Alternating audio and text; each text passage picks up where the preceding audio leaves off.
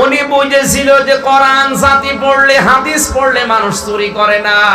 অথচ আজকে চোরা আমার বাম প্রধানমন্ত্রীর কানের কাছে খালি খোঁচায় যে কোরআন তুলে দাও। পুরা জাতিকে আপনি চোর বানাবেন। উনি বক্তব্য দেওয়ার পুরা জীবনই পড়ে দেখেছি, বক্তব্য দিতে হলে আগে বলতো আলহামদুলিল্লাহ, পরে বলতো ইনশাআল্লাহ, মাঝে মাঝেই বলতো বিসমিল্লাহির রহমানির রহিম। আর এখন টক শোতে কিছু নাস্তিক আলহামদুলিল্লাহ, বিসমিল্লাহ, ইনশাআল্লাহর বিরুদ্ধে কথা বলছে।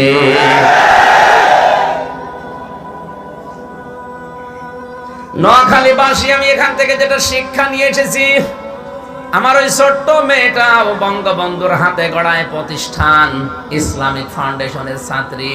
ওর প্রায় 11টা সূরা অর্থ সহ ব্যাখ্যা সহ মুখস্থ হয়ে গেছে। ও সেই কায়দায় পড়ে, আমার বাবাও পড়তে পারবে না।